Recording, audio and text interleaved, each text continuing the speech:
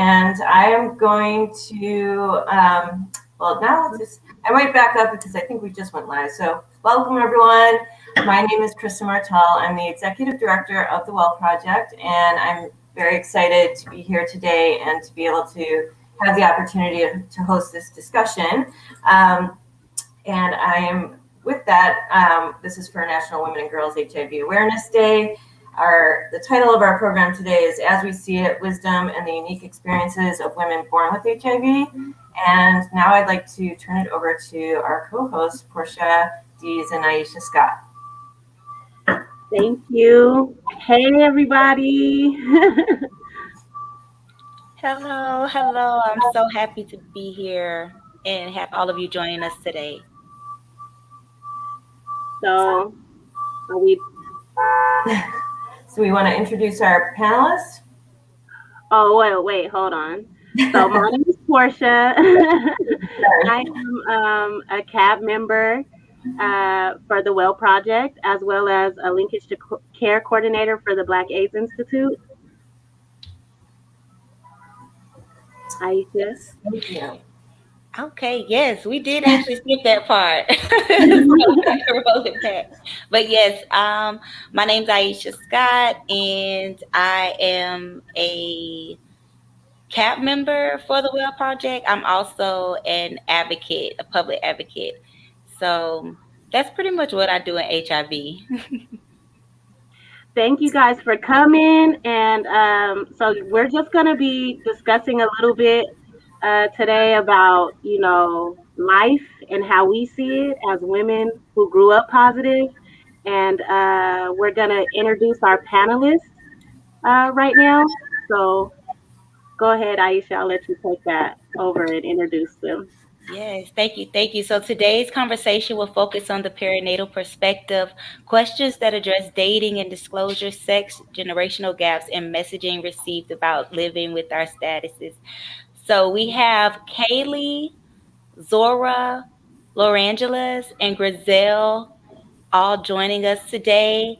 We definitely want to thank each of you for taking time out and agreeing to do this with us. I want to give each of you the moment to introduce yourselves, if you can. We can start with Grissel. Good morning, everyone. My name is Grissel Granados. She pronouns. I am the HIV Prevention Program Manager at Children's Hospital Los Angeles, and I've been living with HIV for 34 years. Thank you. Thank you for sharing with us. Kalee? Hi, I'm Kalee. I am 34 years old, and I was born in 1986 with HIV. And I discovered when I was 7 in 1993 that I had full-blown AIDS, and I was in the first cocktail trial of therapies at NIH, and then also the second trials for the protease inhibitors. And I've been speaking about HIV and AIDS for over 16 years now, and I am currently on the CAB. I'm a CAB member at UCSD for their own clinic, and yeah. Mwah. Thanks for being here. Thank you. And Zora. Hey, my name is Zora Voyce. I advocate on my social media platforms. I'm also non-monogamous and HIV positive, so I like to talk about how I'm navigating relationships along as being HIV positive on my social media platforms. Because, I really do care about helping people navigate relationships in HIV, and I'm excited to have this discussion today with you guys. Thank you. Thank you so much for sharing with us, Zora. And Lorandalis? Hi. Buenas tardes, soy Lorandalis Thomas Negron, soy de San Juan, Puerto Rico. Trabajo con justicia reproductiva y concienciación menstrual a través de Matrilinio y genero espacio seguro para jóvenes con VIH desde el 2017 a través de Pangea. I'm Lorandalis Thomas Negron. I'm from San Juan, Puerto Rico. I've been living with HIV for 32 years. I'm a Afro-Caribbean Black queer woman I do work on reproductive justice and menstrual conscience through Matrilineo. And I also generate safe spaces for young people living with HIV in San Juan, the metropolitan area, and also in the west side of the archipelago. Thank you. Thank you so much for that. I definitely appreciate the translation. Okay. So I just realized too, we didn't say how long we were. I think all of you guys said how long you were living with HIV, except for Ieshia and I. So before I get into the first question that I'm gonna ask to Kalee, I've been living with HIV for 34 years now, going on 35. So I just wanted to share that. What about you, Ieshia? 31 years. Righteous. All right, so this first question is to Kalee, and feel free after she answers anyone. Porchia, we're going to have Dr. Agwu present before, I think. Oh, yeah, I forgot. I'm so sorry. I know, it's like I want to jump right into that discussion. We also have an amazing presenter today, Dr. Allison Agwu from Johns Hopkins. She's pediatric. She's the director of the Pediatric Adolescent HIV/AIDS Program and Accessing Care Early Clinic at Johns Hopkins School of Medicine. So we are going to turn it over to her, and then some of us are going to go in the background for now. But please keep having your comments and put questions in the comments too. We can see them here, and we're keeping track of that. So thank you so much, everyone, for joining us today, and all the people out there on Facebook and YouTube. It's lovely to see all the hellos, and thank you. So I'm going to go off camera and share my screen. Hold on one second. So while you pull those up, I want to say it's such an honor to be asked to be part of this group. And my aim is to just provide some context and really to sit back and hear the conversations with the young ladies. As a provider, I'm inspired by the patients and the stories of my patients. And that's what really does move me and every day to get up and do what I do. So really excited to hear the discussion. Krista, I'm not seeing slides. Okay. I want to make sure everybody can see them before we move forward. Are they visible to everybody? Let's see. CC. So I'll just start and they'll catch up to me when I get there.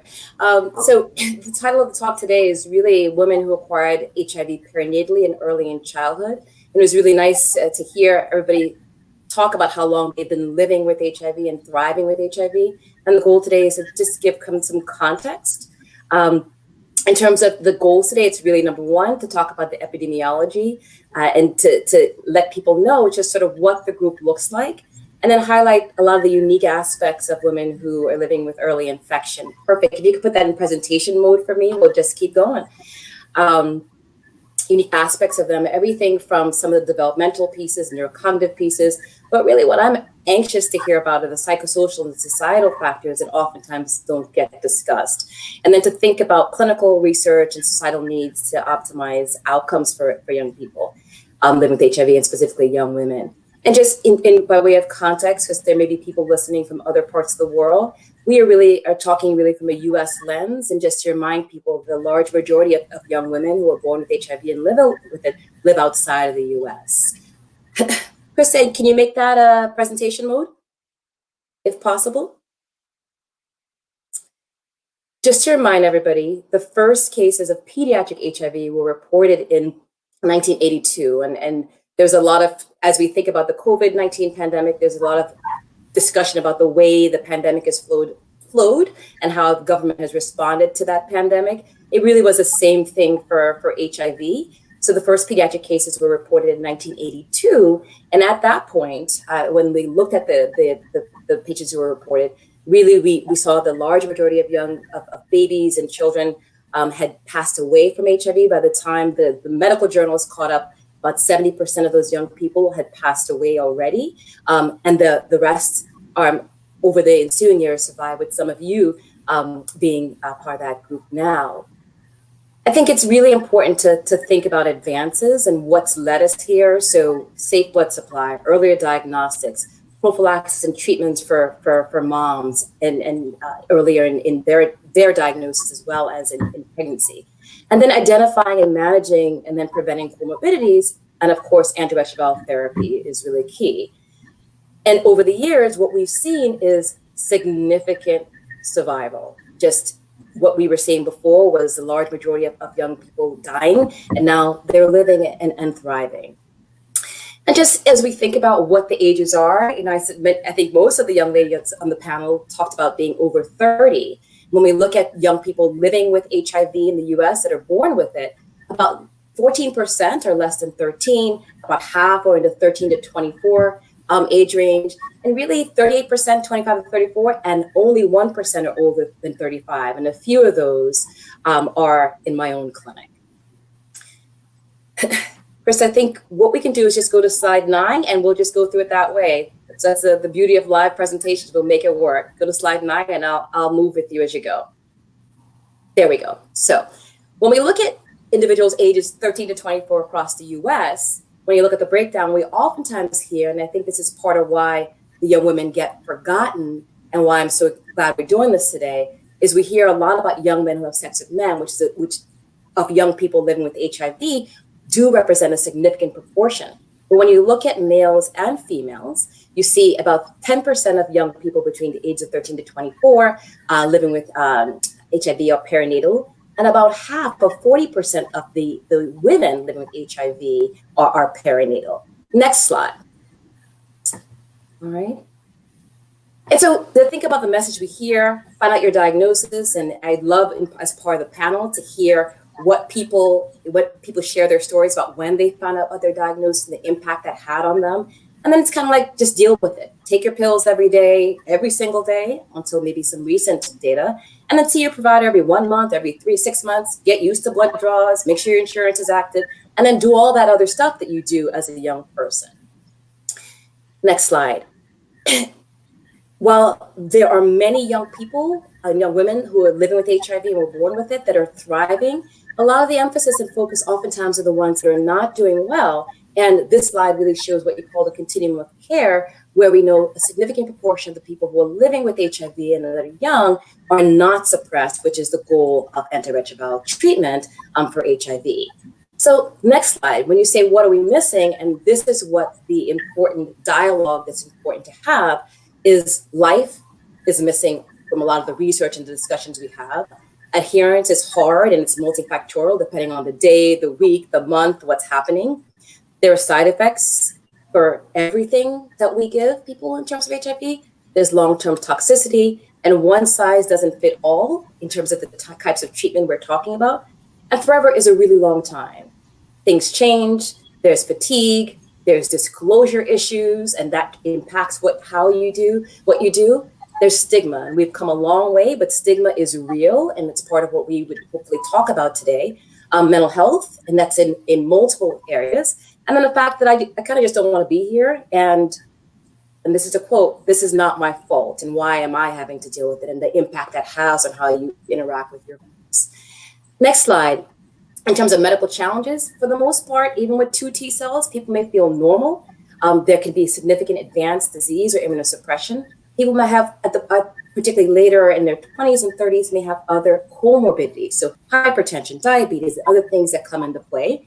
Mental health, neurocognitive issues, delayed puberty, short stature, and then just treatment experience. So many young people have been on so many medicines, many complicated regimens. And for a lot of people, 1 pill is too many medicines, which is why I'm excited to talk about the injectables and the other things that are coming out.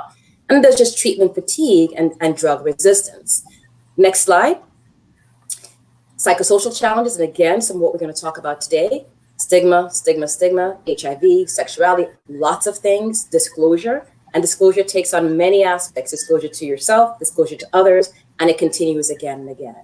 Support systems, adjustment, denial, guilt, logistics, and COVID, we think, really highlighted the challenges of logistics in terms of taking care of oneself with HIV, poverty, and different aspects of that. unemployment or underemployment. And then with all of that, as you mature through life, just trying to be normal at a point where being anything that makes you different can highlight and challenge. Next slide. So I really think it's important from a clinical perspective, a research perspective, a life perspective, that we think about the life course for people and women who are born with early acquired HIV.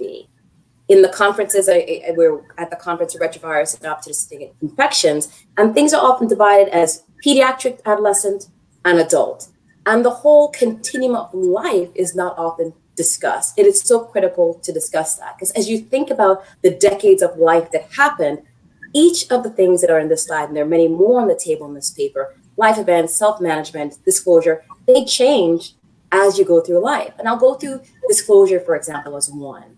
So disclosure to self oftentimes happens in the second decade of life, and disclosure to others while you're adjusting to disclosure yourself. And then for the rest of your life, you are in some state of disclosure to partners, children, friends, others. And there's potential stigma and issues that come along with that, particularly if we have challenges with accepting the diagnosis ourselves. Next slide. And then it's just not about your HIV. There is the issue of intersectionality. This slide highlights lots of things that we're constantly dealing, particularly as for women.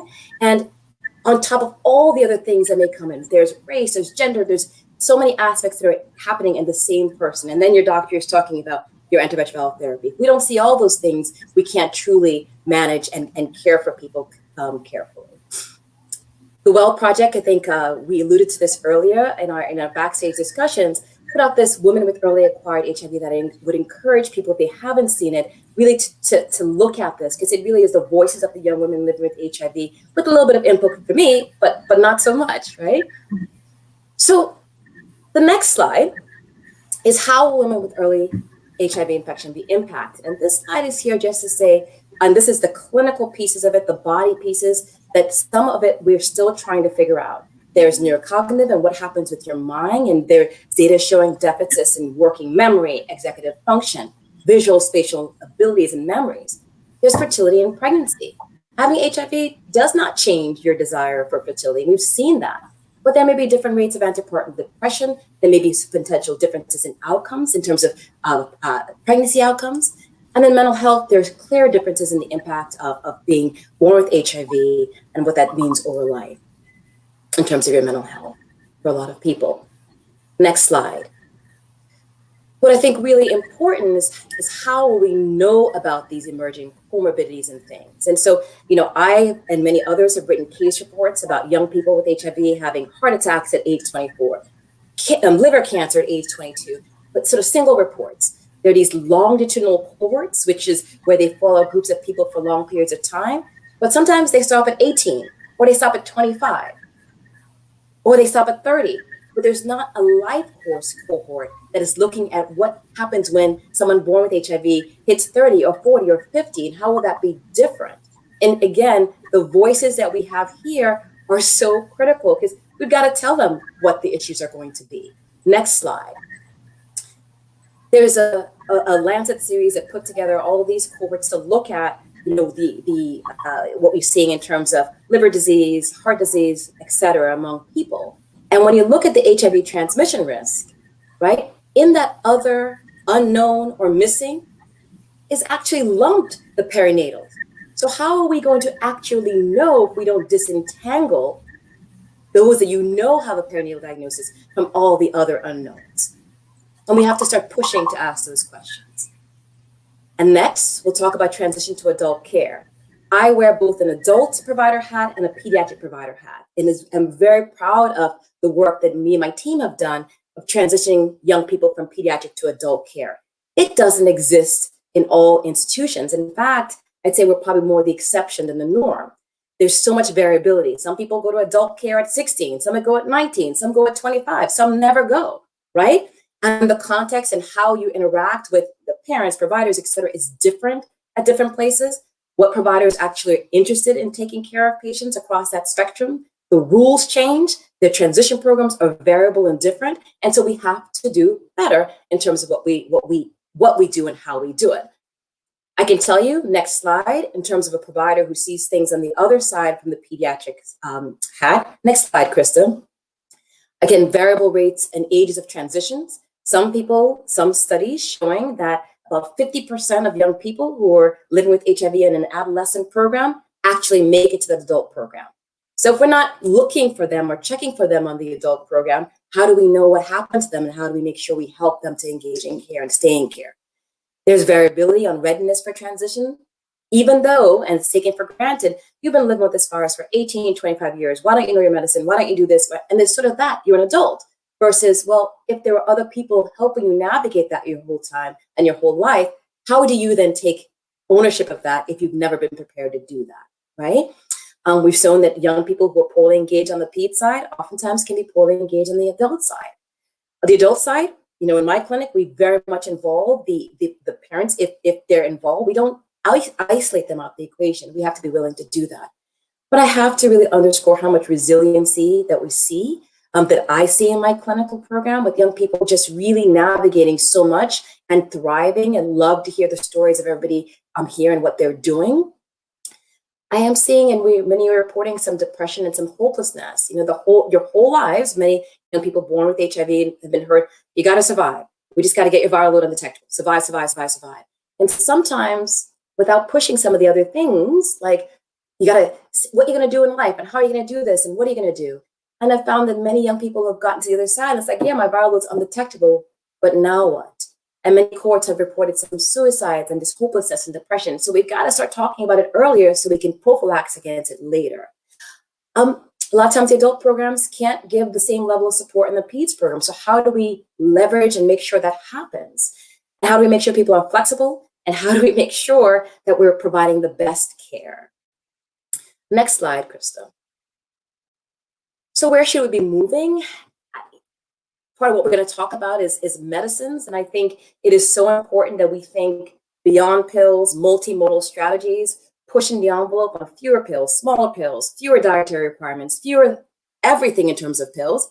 But then, hey, beyond pills, long-acting pills, long-acting injectables, implants like Norplant or what have you, things that are actually for HIV, but that go in your arm, you don't have to think about it for a long period of time. Different strategies beyond antiretroviral treatment. And then young women and young people born with HIV cannot be left out of the conversation about cure. Cannot. I think we have to demand that we are thinking about how do we also provide strategies for remission and cure of HIV for young people born with HIV. And I show the report of the now 18-year-old who had been living with HIV without treatment for 12 years and was still undetectable in terms of a viral load. These are the kinds of things we need to interrogate and push for young people. Next slide. What else do we need to be doing? So I do think we need to be thinking about predicting and addressing complications. I talked about the cohorts not looking for it. If we don't look for it, we're not going to see it. We need to examine sex differences. Males and females are not the same. We need to think about mental health, reducing stigma. We need to predict, identify, and prevent comorbidities. The rates of tobacco and other drugs, some of them are high in young people who are born with HIV. And so how do we also talk about, well, you know, you are maybe at higher risk because HIV itself increases your risk of certain things. And maybe we should talk more about prevention of other things by decreasing risk, decreasing tobacco and other things that can increase that risk. We need to think about implementation in the real world. We need to think beyond the clinics. So if our young people don't come to us, how do we go to them? And how do we meet them in spaces that speak to them? Talk about personalized medicine, you know, with the injectables and other things that are coming. I'm excited about how do we get them to them, get these modalities to them versus saying now come in once a month or once every how long. How do we meet you where you are?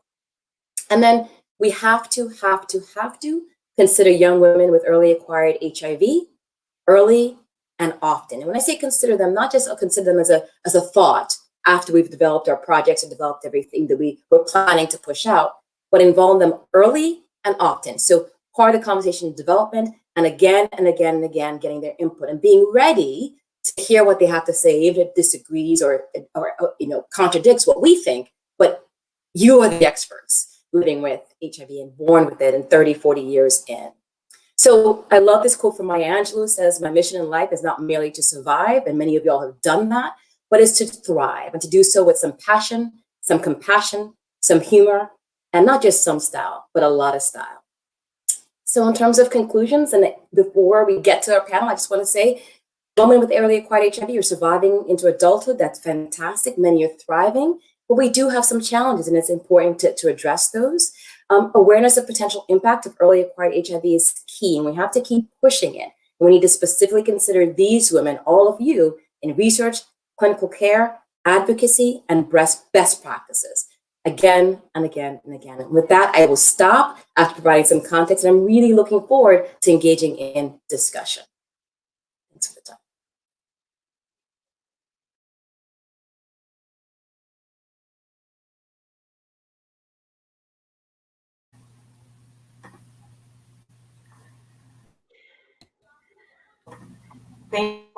Wow, thank you for that. That was amazing. The ladies were all in the chat just really appreciative of you bringing to light a lot of the information that we feel is overlooked.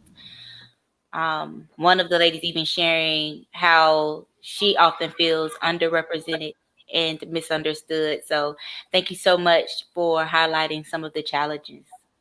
Yeah, thank you. I just want to say, go ahead. Sorry about that. Go ahead. I was going to say thank you too. Like, I'm sorry I jumped the gun. I have one question, but I want to let you say what you wanted to say first before I ask. No, I was going to say, I for me, I really am just the voice of those that I see. So it's you all. It's not me coming up with this on my own. This is what my patients have told me, and I have promised to be an advocate for them. So this is, again, this is not my lived experience. It's your lived experience that I'm hoping to bring forward and advocate for you.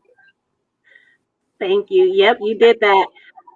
I wanted to highlight I love the fact that you talked about transition out of pediatric care into adult care. Like, that part really kind of resonated with me the most out of everything, because just imagine being with your pediatrician all your life and then having to go into adult care, which is a lot more distant and cold, and but as someone who has worked with children who are born positive, I don't know if you didn't touch on statistics or numbers for a reason, but do you notice a change in how many people or children are being born HIV positive now than before? Yeah, so the numbers definitely have declined. And certainly we do know that worldwide there are still 150,000 kids were born in 2019 with HIV. So that's 2019 is the most recent data. In the US, it's probably about 50 is the last time that I saw that data. And if anybody knows it more update, please tell me. However, I'm really actually very concerned about COVID and disruptions, et cetera. And if we're going to see potentially a bump, last 4 years have been special in terms of how we've stigmatized certain populations, et cetera. So the CDC data is oftentimes a year or two behind just the way it's done, but about 50 in the US per year is what we see. Remember, sometimes we don't get those diagnoses till later on if for some reason the testing didn't happen, et cetera, and young people are diagnosed later on in childhood. Thank you.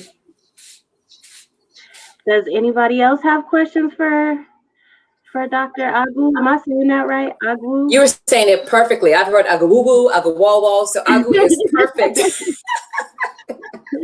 Before we get into the panel, does anybody else have questions for her?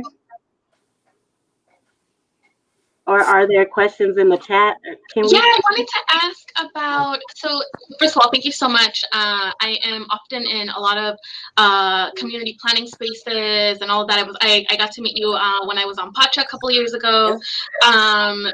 And you mentioned about the need for research for, right, kind of what are the long-term effects as we continue to age. Do you know of any such efforts? Is anybody doing this?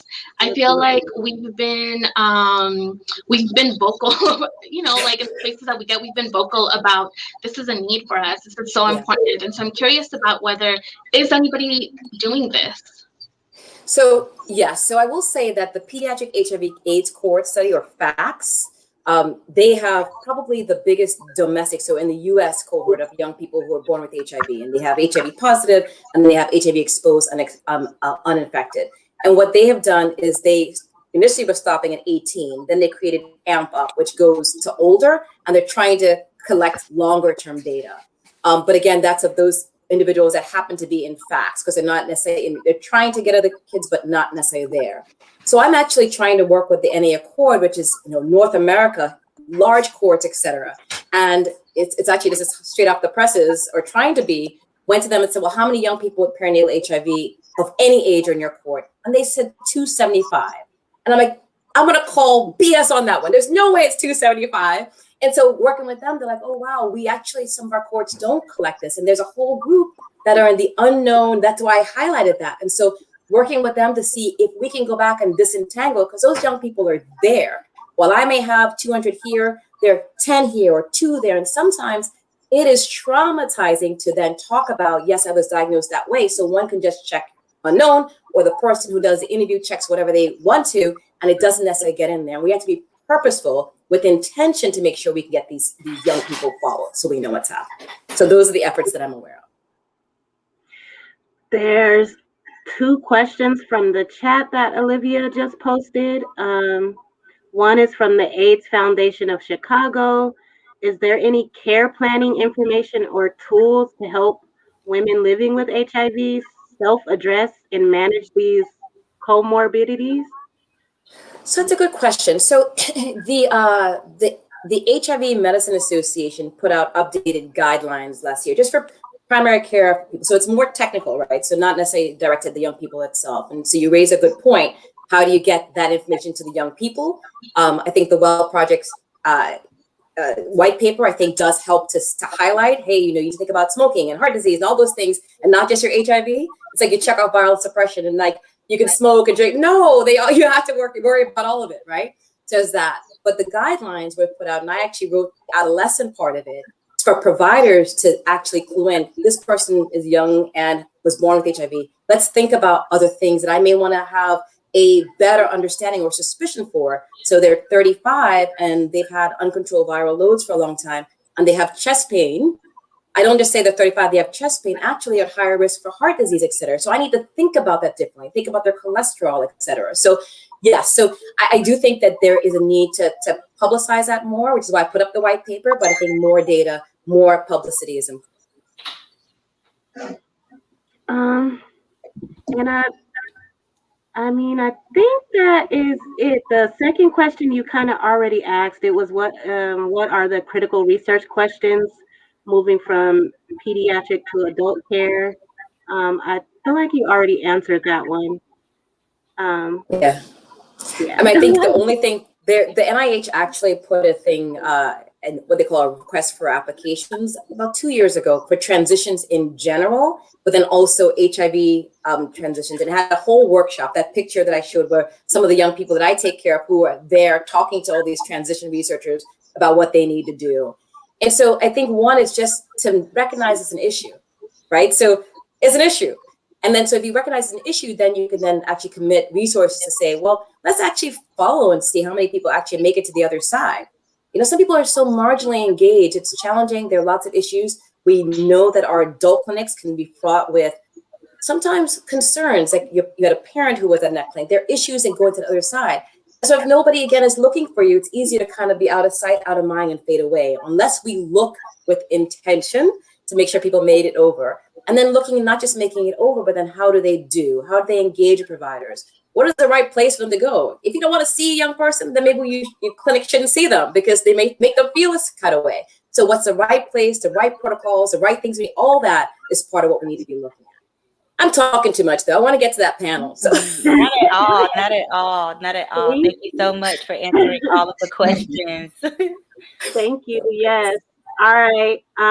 Thank you. So I guess we're going to definitely just go ahead and jump right into our panel. But before we do so, we want to kind of give each of our panelists an opportunity to give a background of their experience and also speak a little about, give a background of your life, kind of growing up with HIV, and if you have any event or something special that you'd like to share, or just any significant moment that happened that you could kind of, I guess, relate to your status with your background, if that makes sense. I'm sorry. I can jump in and start. Yeah, so like I said, my name is Grissel. I've been living with HIV for 34 years. I was born in Mexico, where I lived until I was 5 once we found out that my mom and I both had HIV. And so that's when we migrated to the US.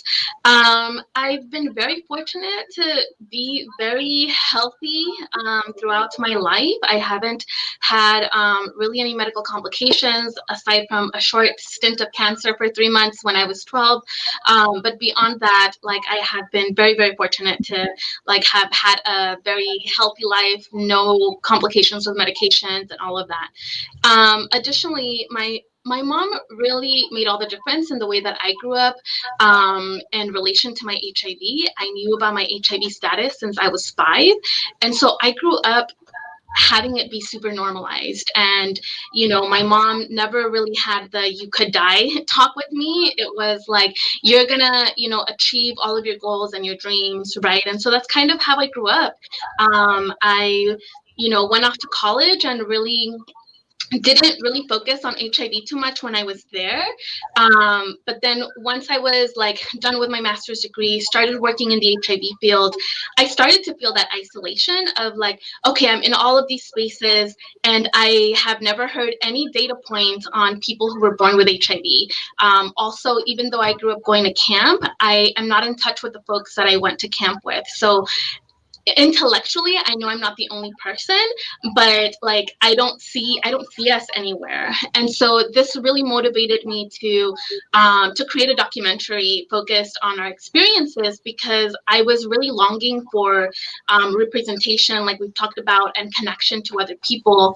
I think social media has made such a big impact in us being able to connect with each other. I know that's how Porchia and I met.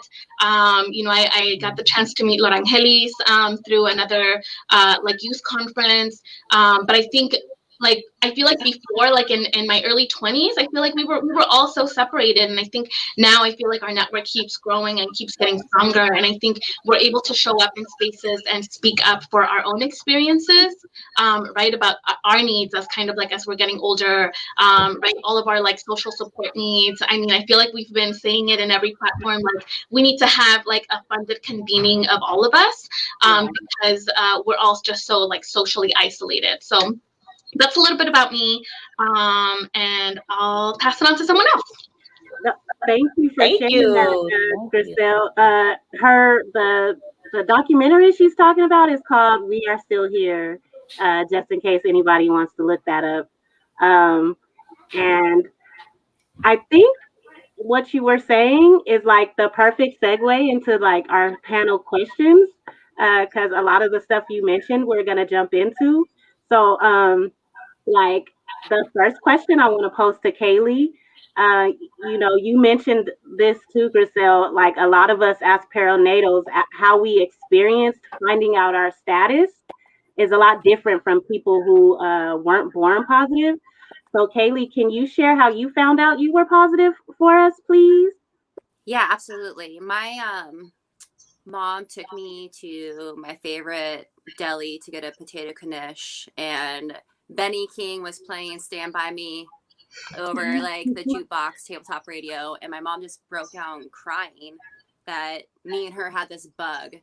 And I was just like, bugs? Like, all right, like what type of bug? I like ladybugs and butterflies. But then, like, you know, my mom was really serious and upset, and she said HIV. And as soon as she said HIV, in my head, just like I had this rush memory of a PSA with the characters of like Blossom, like Joey Lawrence and Magic Johnson running around a basketball gymnasium, and they were saying HIV facts, but I had no idea what they were saying until the very, very end.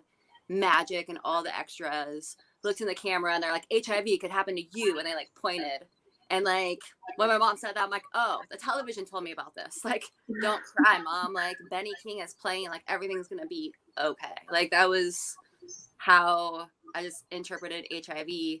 But having this like, you know, dual relationship with my mom, being very shameful and, you know, being very aware of the AIDS quilt. I saw the AIDS quilt when I was in NIH going in Bethesda at the National Mall. But I was very aware that it was like a devastating thing and it was super effectively, you know, shameful. And there's all these things, but I just kind of rejected that because I had this other side where I was around doctors and amazing people, which were like, I just have to seek out these people. I did also go to camp as well. Like I went to Camp Heartland and I just had, you know, this other side. So I knew that there was like this other world. So like everything that was awful that like I saw that was awful, I just rejected and been like, I'm not going to have that in my life. You know, it's like, nah.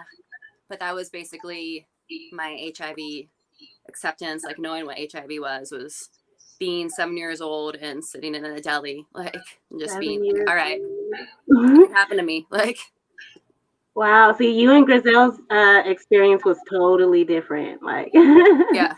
And I'm so happy that we, you know, really have this opportunity to even hear such differences in our disclosure stories, because I know for me, oftentimes I hear the same story so often that people are finding out, well, perinatals and verticals are finding out much later in life. So you know, it's new to hear a different side to that, and to also hear, you know, that it came from your mom as well. I know for me, I found out from my social worker at Children's Hospital Los Angeles. They were I forgot her name, but she was the first person that sat down with me and told me like, you have HIV, and taught me about how HIV is spread. And I think I was in like the 6th grade. How old were you? I don't know. How old are we in the 6th grade, y'all? Maybe like 11? How old? 11? Right. Yeah. And so, yeah, that was the first, I had heard the word, but I didn't really know what it was. And that was the first time somebody sat down with me and talked to me about it and how it's spread. And so I kind of this is the perfect segue into the next question, which is going to be posed to Zora. When did you learn about sexual health and HIV, and did it affect the way you went about sex and dating? I know you're the young one of the crew here. Yeah, my name is Zora Voyce and I'm 24. I always forget my age now. Now that I'm older, it's like I be forgetting how old I am. To answer your question, for me, like those two conversations didn't happen at the same time, because I think as a child, adults don't really want to talk about sex with children, so they try to leave that out until you become like of age, so they feel like you should be talking about that. So I found out I had HIV when I was 9 years old. And I believe my mom only told me because I used to ask my mom every single day, when will I start taking my medication and why was I taking it? Because, you know, back then I was taking lipid medication and it's very disgusting. So you acknowledge it that you don't want to take this. So you want to ask your mom all the time, when is this going to stop? And so the way my mother told me was she had my daughters tell me, because my mom is really uncomfortable having that discussion with me. Till this day, I never talked to my mother about HIV or my father. I do want to also say that I feel like we do leave the dads out the conversation and put all the blame on the mothers. Because even though I know my mom's status because she gave me HIV, because, you know, she held me, my dad doesn't choose to disclose if he was positive or not. So I do like to make sure that, you know, I don't want to say blame, but, you know, like I want the responsibility to be even on both of their ends. So to continue to answer your question is, So she had my doctors tell me, and I also wrote a blog about it. You can find my blog at mypaora.com, which is my blog. So you can really like look into depth on like how I really like went out. But I felt like when they told me, I think as a kid, you don't really feel the stigma as much as people who got it through sex, right? So so I feel like my doctors, they already influenced by the sex narrative around HIV, that they try to project that on me. But the issue is I can't really take on that narrative because I didn't get HIV in that way. Right. So for me, when they told me I had HIV, like I feel like it was supposed to be like a life-changing reality for me, but for me it wasn't, because I always had HIV. So the only difference was I never knew I had HIV. So for me, in my mind, I'm like, I'm not gonna feel different about myself just because now I know something that I always, been that way. But I did know that I was going to have to face that narrative that is very flawed, and we should not be even believing that anyways, because at the end of the day, anybody with a immune system can get HIV, and we shouldn't center the conversation around sex. The name of my blog is mypaora.com. Type it in the chat after you get done sharing. Okay, thank you. So what I wanted to say was, my mom, she told me my HIV status. Well, she did not tell me. My doctors, they told me, and they was very afraid to tell me. Like the room was silent. It felt like everybody died. Like, and they just looking at me, like waiting for my reaction. And I just knew at that moment, I just had to say okay. That I was okay with it, because they was not even ready to really have the conversation with me themselves. So, the next day, my mom, she said to me, what we told you yesterday, don't tell nobody. And I asked her why. She said, because people could be mean, right? So, and then the following day, she took me to like Barnes and Nobles and gave me like a feeling book so that I can like write out my feelings and stuff like that. I truly believe my mom really tried to help me, but she didn't know how to help me. And I feel like the things she done for me really set me up to who I am today, which is a good representation, I feel like, of how you will want to be like.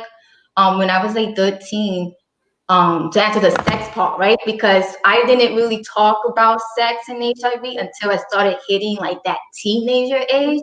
Right. So another thing I want to add on is, so after they told me my status, they put me in like counseling and like HIV education type of therapy in my hospital. And so they taught me about HIV, but not really from a sexual standpoint. It was more from like, like viral load and taking care of your medication and thinking positive about your status and things like that. And then when I became 13, my mom, she found a support group for children at Bellevue Hospital. And I still attend Bellevue Hospital, where I was able, because my mom really didn't want me to feel alone having HIV, which I think is really important when you're HIV positive to know that there are other people like you who have HIV. So, but the issue is, I feel that a lot of the time it was not really a positive environment. A lot of people, I mean, the sex kind of came into play, because another thing is I was the youngest HIV positive kid in that group. So we had people who was like 16, because I joined when I was like, I don't really remember, like 12, 13. And there were people in that group that was like 16, 18. So some of them already had kids. A lot of them talking about sex and stuff. And I feel like me as a young person, I'm trying to understand. So when I hit that age to have sex, I can know how to navigate it. And I feel like as a kid, I was never really provided with the necessary information to navigate those type of conversations. I know there was a lot of stress around being selective in who you told, and people will use your status against you. Righteous.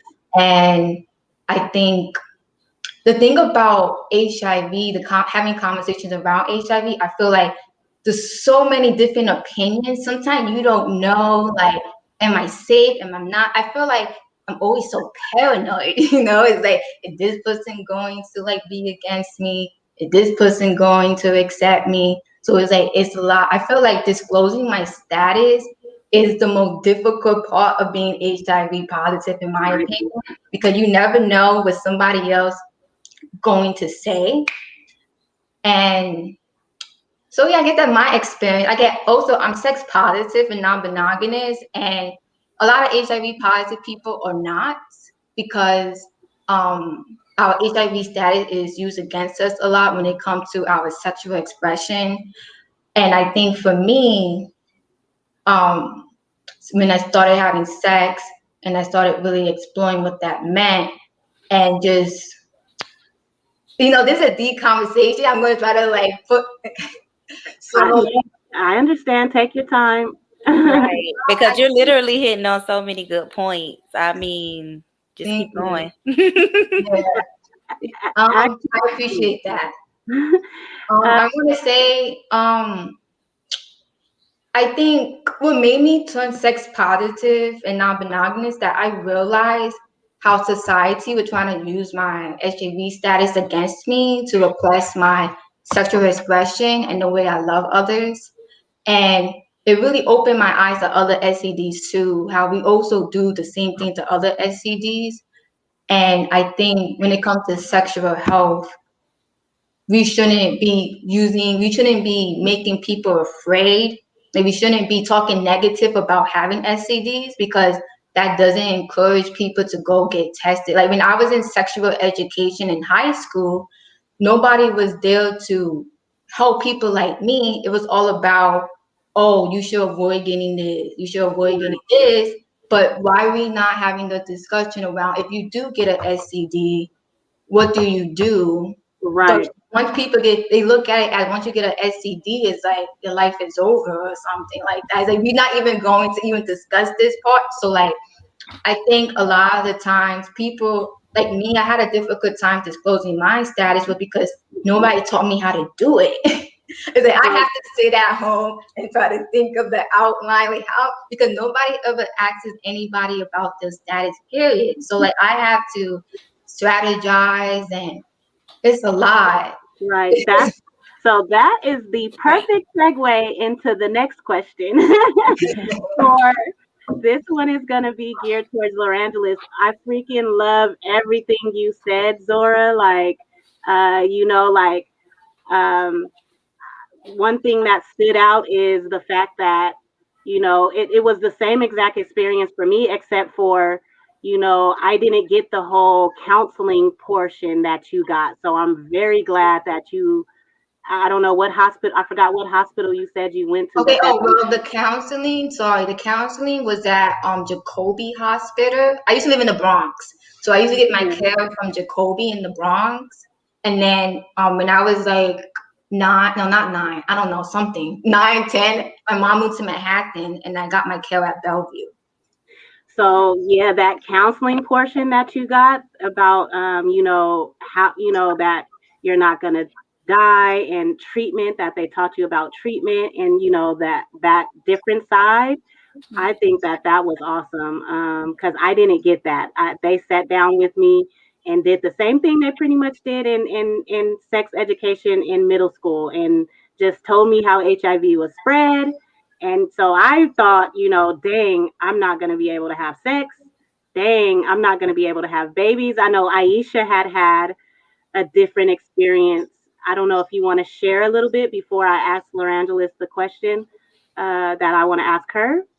Well, actually, before we even jumped into that, I had something that I had wanted to say in reference to what Zora had said, because I definitely think she touched on a lot of good things, especially around positive prevention, because that's what I think you were describing when you were speaking about not actually learning for yourself, how to protect yourself and protect others, you know.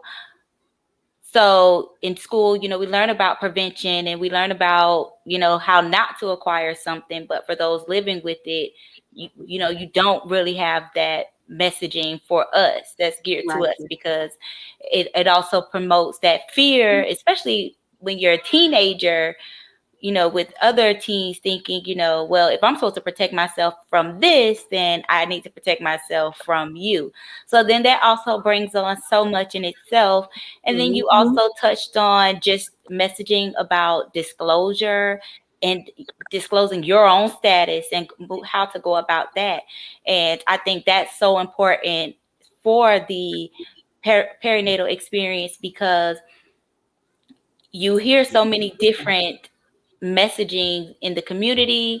You may have had, you know, different experiences in your care, or maybe how you were treated in care, that may also frame how you think about yourself and your status. So then when you get those messaging about disclosing your status, I can also just see, you know, that needs to be more, well, something that's highlighted more and discussed more, especially for those kids that are coming up behind us, because I think a lot of our experiences was so different. So I definitely want to thank you for just hitting on so many topics, so many places, and also helping us get through our questions. And we can definitely go into Lorandalis' question if you want. I thought you wanted to, you know, share a little bit about your experience, but okay, hold on. I'm sorry. Because I went back to Zora. But as far as the same question I asked her, like, when did you learn about sex and sexual health and HIV, and did it affect the way? I know you wanted to add. Well, yeah, I will say, for me, I learned about sexual health before I learned about my status. So, you know, I got the whole protect yourself against HIV conversation before I found out that I was the person that was actually living with it. So that experience in itself was so unique, because for me, in my head, you know, I had already gotten this picture of what HIV was. It wasn't a pretty picture and it didn't look like myself. So I was already kind of taken aback just learning that now that version or that picture that I saw, that's me. So I was just blown away in learning that, because I didn't want to relate to that photo at all. So it was a changing point, because in my life, living with HIV was like I got rewards all throughout life. And so I didn't know all of these things that I've gotten was because I was living with HIV. But then once I found out that this is your status, this is the whole reason you're in camp. This is why they pay for you to come here every summer. This is why you get new clothes, you get a flight, you get this nice trip. This is how come you get these nice presents on Christmas. So now learn, now this is why you're getting this stuff, because you have this virus. And I'm looking, as I said, I just learned about it in 10th grade, sex ed, and everybody said ill collectively. It was, so for me now it's like, you're that person. But it was just not a good thing for me, because it also affected how I felt about myself. It affected me just wanting to take my medication and just even wanting to kind of take myself out of that for a moment. And I kind of got in my head like, I'm negative. And that was just, I remember even having a friend go get tested for me, because it was like that serious to me. And we looked alike. And I'm like, go get tested for me so I can have this paper that says I'm negative. And my friend literally went and did it for me. And so, yeah, for me, totally different experience. But thank you. It didn't make me in itself. I don't think I ever received any messages that made me feel like I couldn't necessarily, from my doctors or caregivers, that made me feel like I couldn't have sex or I couldn't have children, because my mom had 2 negative children after me. Okay. But from that external stigma, especially from my peers, that was what was more of the concern for me at that time. That's exactly what I was trying to bring out of you, Ieshia. Thank you. Sorry. Look, I'm like, wait, I wanted to double back and I forgot to tell you that. Yeah, thanks for saying that, because I know there's some people who find out their status later on in their teen life, and I never really heard those type of stories. So yeah, that's really deep and rough. And So then thanks a some lot. people Yeah. who have siblings who were born negative, like afterwards. So I Right. didn't have that. So I didn't know, Yeah, I like, have brothers who younger Yeah, than both me of my that don't brothers have negative. HIV. Yeah, see? too. Okay, Lorandalis, this question is for you, baby girl. So where am I at? Oops. Okay, here we go. How has it been for you disclosing to your sexual partners? Or how has disclosure changed for you over time? Yes. Okay. Well, I haven't disclosed to all my partners. I have been visible since 2008. And I think that many of the people that know me know the work that I do. So it's not that easy for me, like, to hide my status, because most of the people around me knows. And if you look on my social media, you will find out. Um, it's not necessarily something that I disclose on the moment. But I guess that people just find out when they get to know me eventually. Um, I will say in Spanish. Yo no siempre le digo a la gente que yo vivo con VIH. Yo creo que el trabajo que yo hago está súper vinculado al trabajo que hago en VIH, en justicia reproductiva. Así que la mayoría de las personas a mi alrededor saben que yo vivo con VIH. Y aún así, las personas que no lo saben, eventualmente se enteran porque pues a través de mis redes, pues el resto del trabajo que hago, eventualmente lo saben, ¿no? Así que no necesariamente es algo que escondo, sino que es algo que está muy presente en lo que hago, ¿no? Así que es algo que se da a veces de manera orgánica, no necesariamente se da, ¿verdad? Así de manera intencionada. Yo me enteré que vivía con VIH a los 8 años. I was 8 years old when I found out that I was HIV positive. I have to read the little paper that comes with the medication. I translate it from English to Spanish, like I do with everything, literally. And I was 8 years old, and then when my mom told me, I was 9, and I already knew. Also, my mom was an activist, so the HIV has been always been present in my life.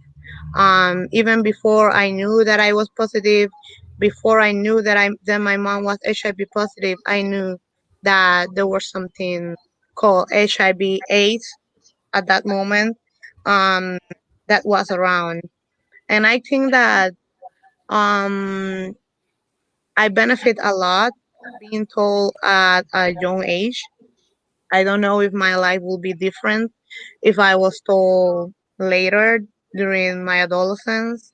Um, because also my mom died when I was 11 years old, and I will not imagine how will it be to go through your mom's death and also finding out that you're HIV positive.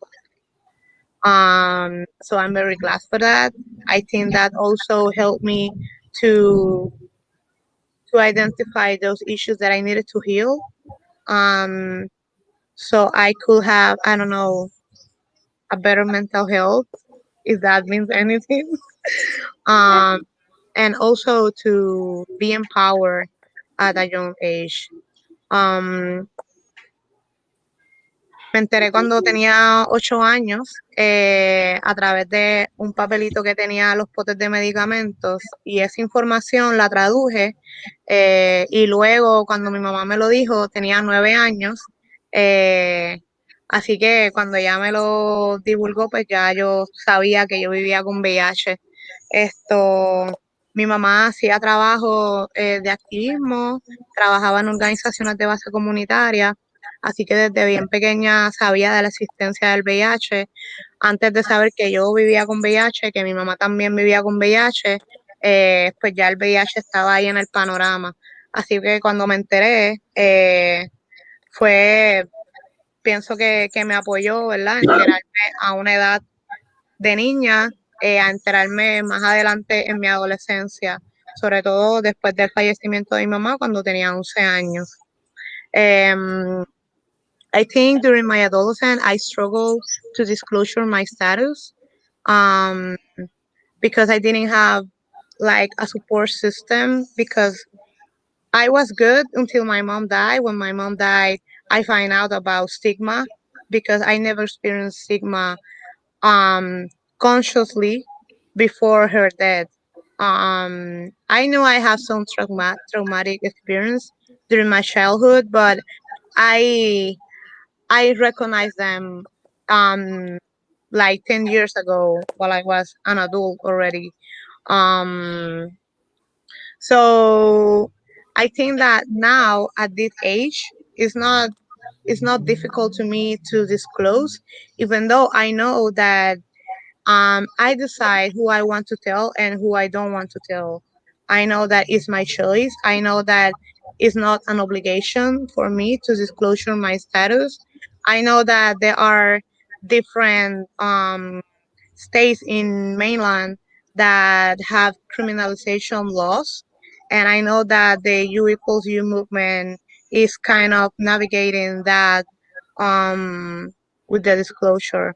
But I think that right now we are experiencing a moment where there is so much information out there, and we have this narrative around, how do you say that, autocuido, self-care, and we have a lot of narrative around self-care, but I'm not sure if people are including sexual health Yes. in the self-care narrative right now.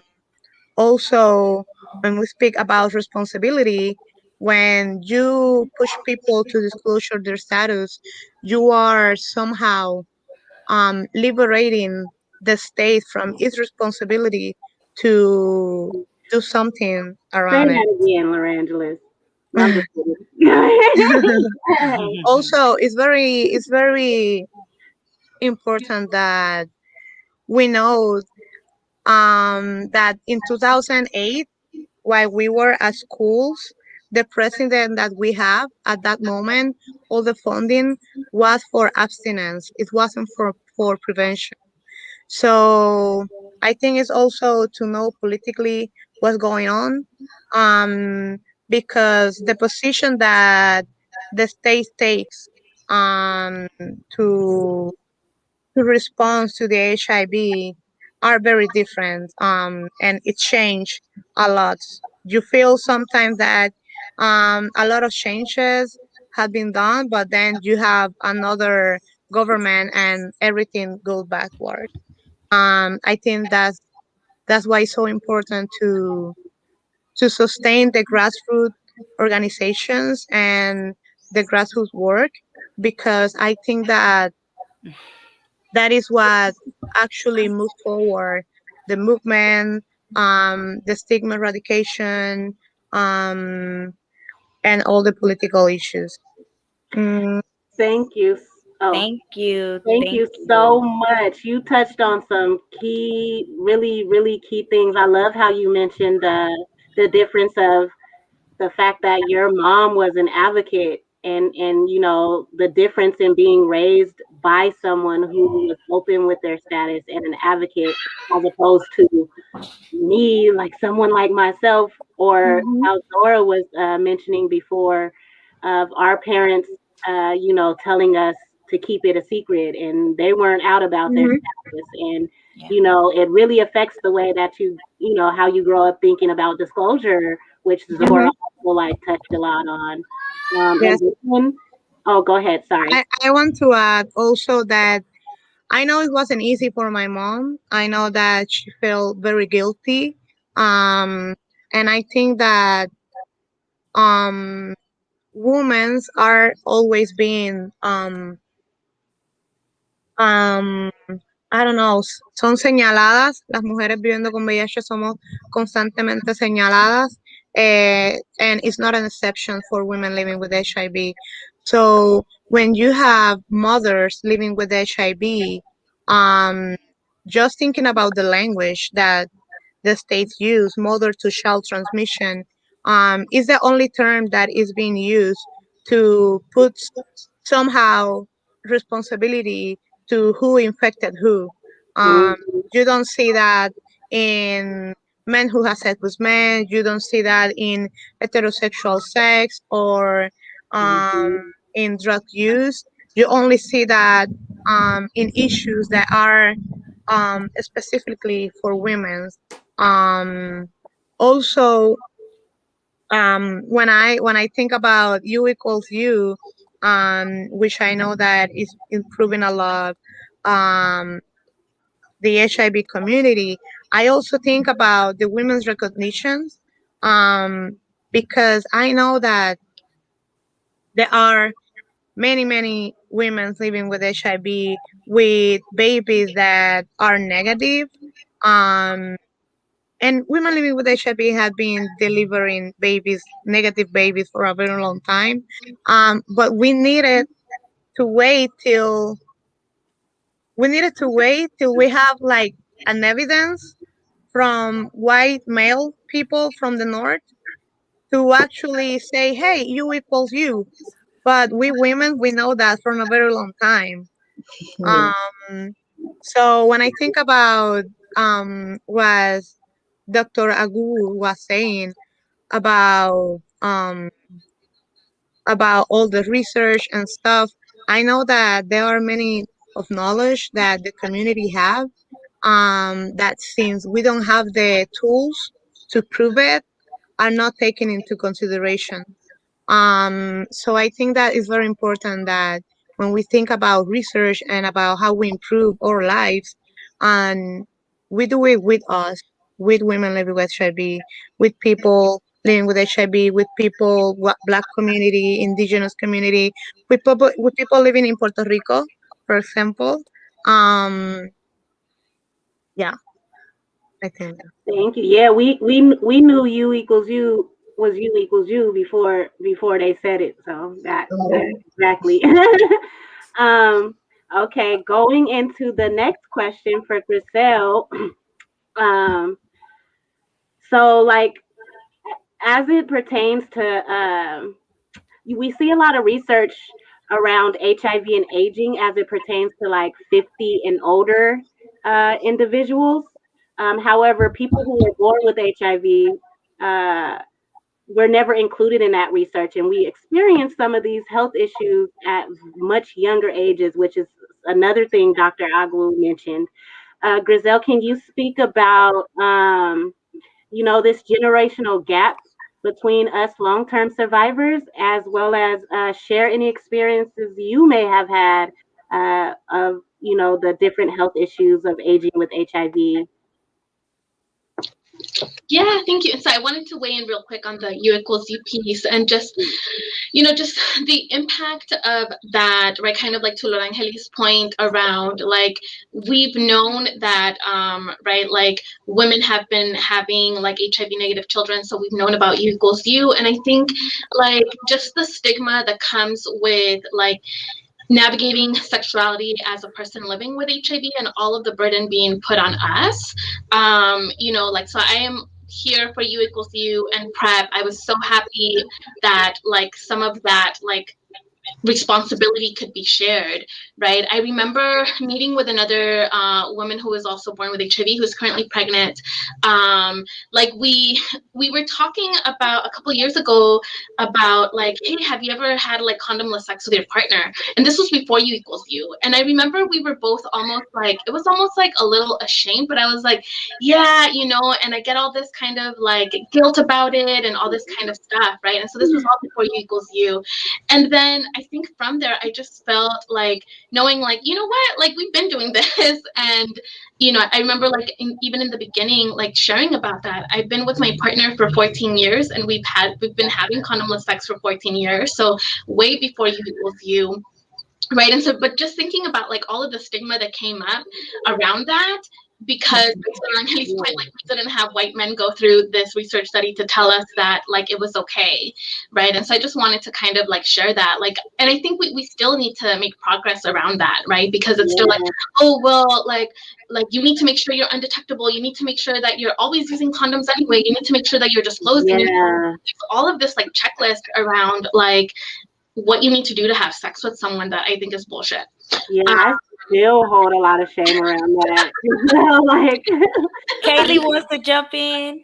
Yeah, I do want to say that, like, you know, as a woman that's HIV positive, you know, the condoms and sex with condoms for sure, because I don't know what the fuck and where you've been, and like just to have the disclosure. And yes, since I'm HIV positive, facts, reality, I am more susceptible to whatever you have. So yes, we are going to use condoms, but like if I'm in a committed, amazing relationship, yes, condom sex is amazing. And like, yeah, there is not really a narrative and conversation where women that are positive, it's like, yes, definitely the gloves come off. Like if you're like, for sure, like condomless sex is amazing. But yeah, at the same time, like I have high standards and I'm not going to be sleeping with someone that I don't know who's like, you know, having sex somewhere else. Like, and then what do they know? Like that is, you know, that's my health. Like you're going to bring back something potentially to me. Like, and I'm more susceptible to that. Like now we're going to use condoms until I got to like lock down and I know, and like just that communication, because people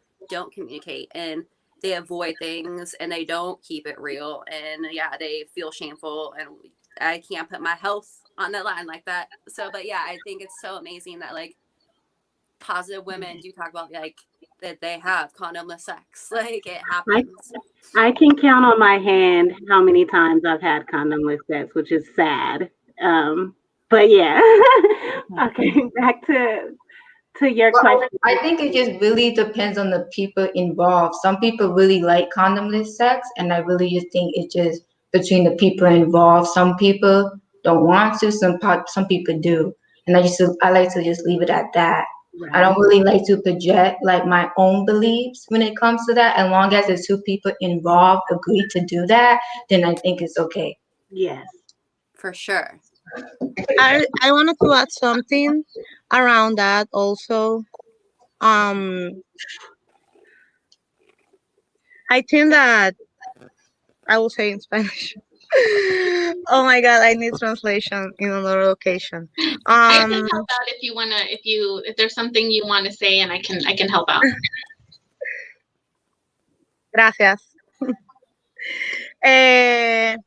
Nada, que pienso que también es importante mirar la manera en la que la información se nos brinda, ya que mucha de esta información es información que viene desde el aspecto clínico, lo que significa que de alguna manera nuestros cuerpos no dejan de ser unos focos de infección. Y no es hasta que tengamos espacios que se han construido por nosotras, para nosotras, que vamos a tener la oportunidad de tener estas conversaciones honestas sobre las cosas que importan, sobre el cómo nos sentimos, sobre nuestras experiencias, no para justificarnos, sino para validarnos y reconocer que no estamos solas.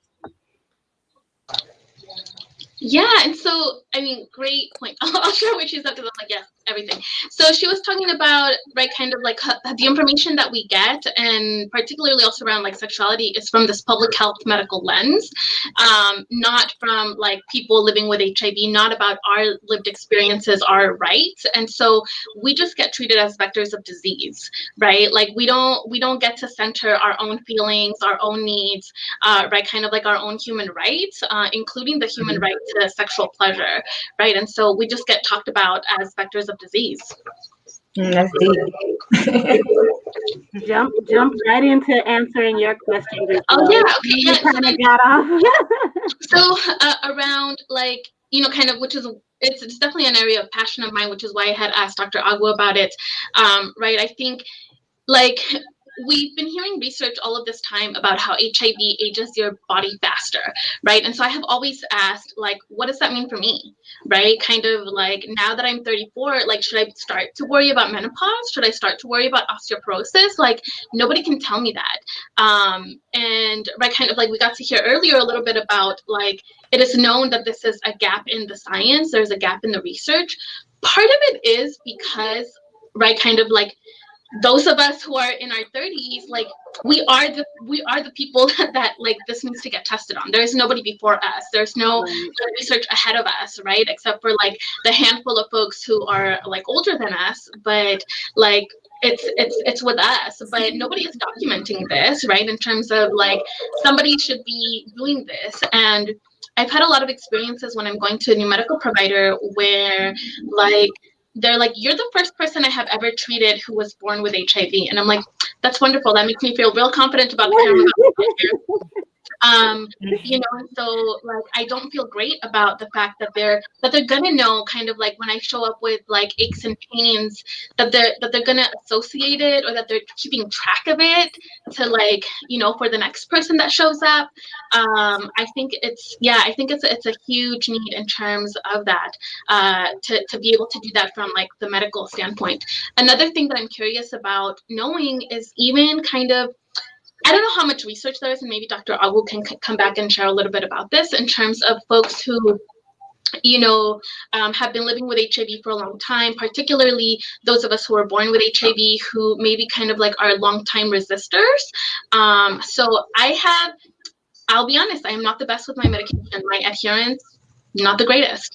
But like I've mentioned, I have been so fortunate to be healthy. When I went to college, you know, like in conversations with my doctor, took a break from medication the 4 years because I didn't want to have to worry about it. I didn't want to bring that with me to my college experience, to have to think about like, okay, if I'm living in the dorms, should I like bring food up with me? Should I bring my medication down? Do I need to like, you know, I can't go to a party because I need to figure this out. How does it mix with alcohol? I just didn't want to have to do all that. Right. And so I took a break from medication and was perfectly fine. Right, kind of like when I came back from college on my own account, I decided to start back up because, right, kind of like the little voice inside my head was still like, well, what if you get sick, you know, and what if, you know, like something bad happens and all of that. So I like made the decision to start medications back up. But I am curious about like, how long could I go, you know, like without medication?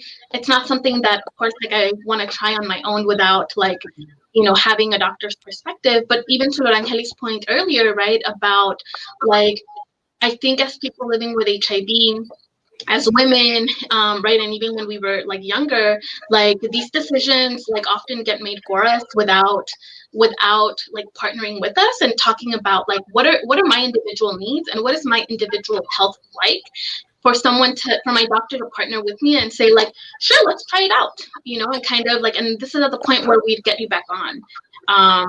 Right, so just kind of like things like that like I feel like are so understudied that we still need to understand, you know, while we continue to work on long-acting retrovirals. Like I'm curious about some of those things. I want to add, you know, when I lost my mom to HIV and AIDS related illnesses too, in my junior year of high school, and sort of after that, well, not sort of, I kind of like rebelled from taking my medication after that, and I fell out of care when I had to transition into adult care, you know.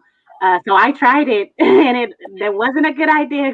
So I did go about 6 to 8 years before I got like really, really sick. So it was a long time, but I wouldn't recommend that anybody does that. And I know a lot of us, rest in peace to Mary Bowman. A lot of perinatals experience kidney disease at younger ages. Then it's supposed to be when you get into your 50s and stuff, and bone density issues, which they don't give us bone density scans because we're too young. They don't think we need them, but we do, because the medication we've been on, when Zora was talking about that liquid medication, that resonated with me. I remember that. And let's talk about DDI, that pill that we have to chew that was Talk about that. right? Like, but being on that toxic medication for so long, I know I have kidney disease right now, so those are things, like you said, that we need to be included in the studies of these things. And everything you mentioned was bomb. We are understudy, but very experimented also. It's weird. So, I mean, I feel like we are over. I don't know if we're over time, but I think we should open up the discussion for anyone who has questions in the audience. And I know Dr. Agwu is back on. If I don't know if any. So we have about 3 more minutes, Porchia, is what we have in time. But you know what? No sorries at all, because I feel like this means this is a ...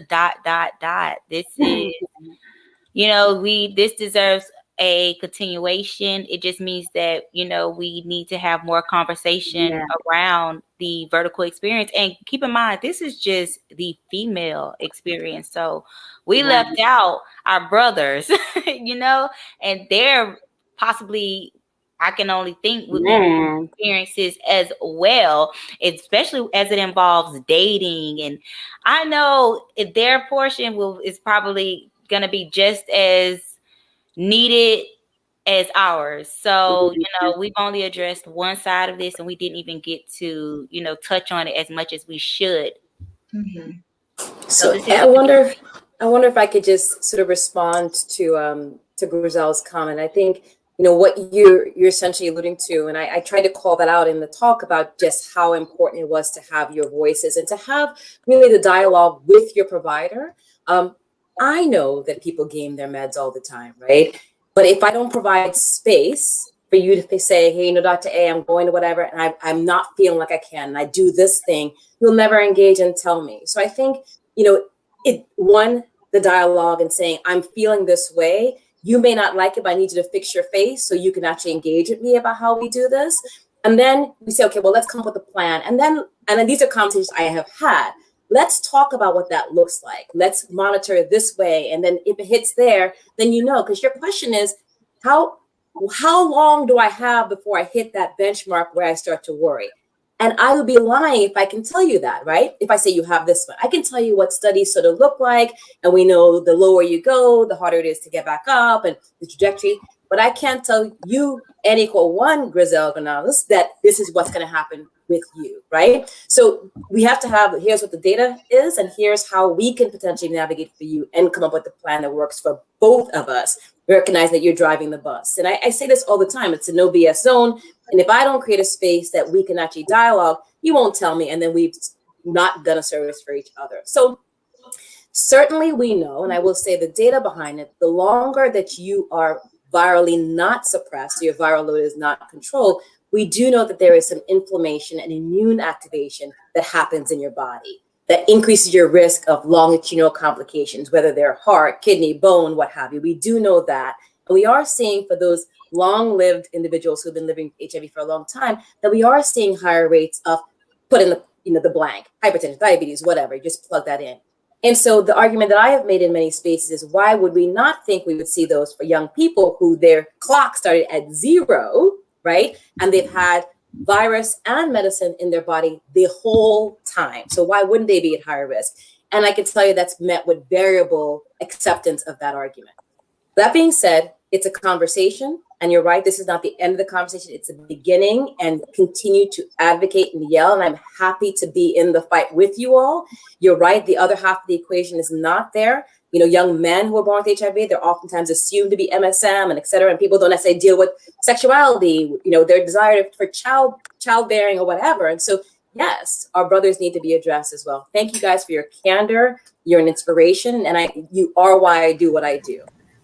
No, thank you for joining us in the conversation. Yeah, I mean, I would let this keep going because I think there's still so much, and so many of you have so many experiences.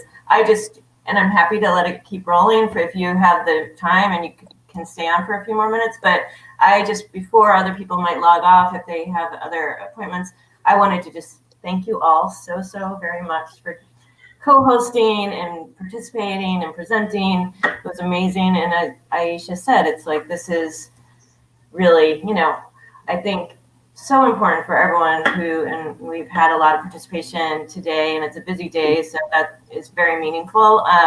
But, you know, I think it's raised all these issues so much more into people's minds. And so hopefully they can go back into where they are in their communities to kind of uplift that. We will, just as an aside, make sure that this recording is available along with all of our resources that we've been working on in this area, which, you know, we started about 6 years ago, kind of focusing some fact sheets and presentations on long-term survivors. And from the very beginning, every single one made sure that we were including both people born with HIV as well as, you know, people who are maybe aging or got it a little bit later in life. And so that's always been a priority of ours. And so we'll make sure that on the post materials that we share, that we give you links to those fact sheets and presentations, and the slides that Dr. Agwu presented, a PDF up to those. And so that's just my closing thank you. And then also one of the questions was just if you had one thing you just wanted to share, you know, so for those of you who can stay and just share, you know, kind of one closing message, for those who are able to, you know, we'll be on the recording too, please do. And if you have to jump off, just thank you. So, all right. Hi. Well, I just want to say thank you guys. I love all the information that all of you guys gave. I'm so proud of all of you guys on the panel. And I'm just so happy I found my tribe. That's all I want to say. Like, I'm proud, very proud right now.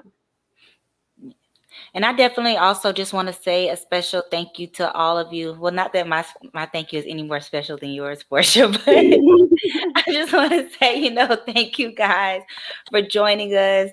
What our hope for this was to make it diverse, was to make sure we had different experiences. And I definitely believe that we were able to do that, and we were able to give the audience unique experiences and different versions of life for those of us living as HIV positive. So I definitely want to thank you guys for that.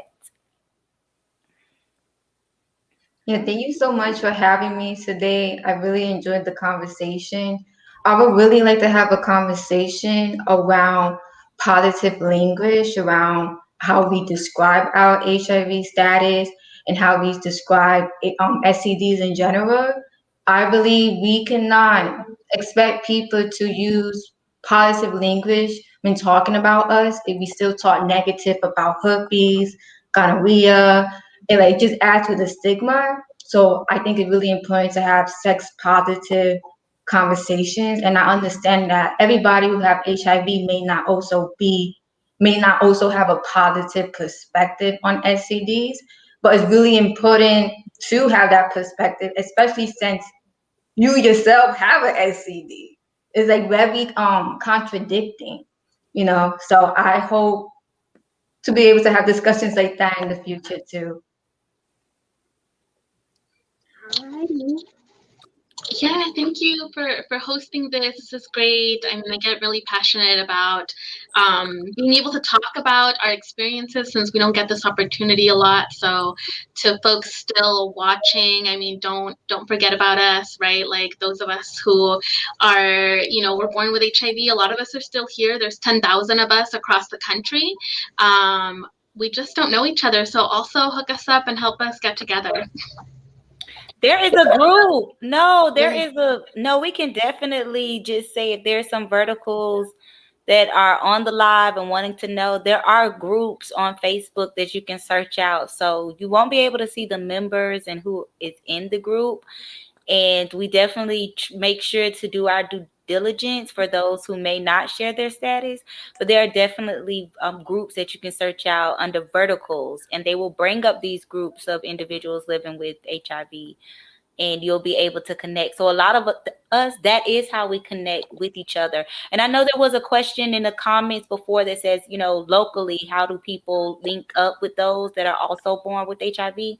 I mean, honestly, it really does depend on where you are living at, because in areas like California, New York, and Florida, where there was an increase of or influx of individuals born with HIV, and they created these organizations to meet those needs in those communities, those perinatals or verticals will have a better access to their peers than individuals who may not have that community or network set up in the area that they're from. So one of the first things you can do is ask your doctor. Most times they have those connections set up. They know where they can link you. Frustrating that they may not offer it or just automatically say it, but oftentimes there is someone in the facility that knows where you can connect with other individuals. And they may not just be a perinatal or vertical group, but you will probably be able to identify someone who does identify as a person born with HIV. So that you probably would have to find that subcategory within a group that you may find. But Kalee, I definitely want to just give a moment to highlight on you. We don't feel like we heard your voice enough, and I hope I'm not calling you out or anything. Yeah. I definitely want to give you the moment to just close us out and share whatever you need to share, because we definitely want to give you the moment to have the floor. Thank you. I just want to say that I love talking and sharing, and HIV is it's a virus, it's manageable. Everything happens in life. Things happen in life, and like part of communicating and, when you learn you have HIV and getting this to acceptance and being able to manage it is having like a good team and, having a good doctor and not giving up on yourself and trying to find these resources and groups where you can get information. And there's so much information that's misinformation, and to, just always be hungry for knowledge and be open, because, acceptance, that's when not everyone's the same person. So when you are, learning information, you're able to, adapt information so you can manage it. Because disclosure, like it's hard to disclose your status. Like there's so many things that affect us as an HIV population. Like we're, more susceptible to things. So to be aware of our health and what affects them, like bone density, like that's huge. And, lifting weights, like lightweight lifting, like just like a 3 pound, like that helps bone density, like to help counteract the variables that affect us, because we are worth it. And, the more information that we know about ourselves and sharing, like we can help each other and, live our best lives, because that's what we're all trying to do. And yeah, much love to everyone. And thanks for everyone for listening that's out there. Mwah. All right. Thank you so much. It was awesome. We'll get this out to everyone far and wide, but thank you so much for spending your day with us. All right. Bye. Okay, bye.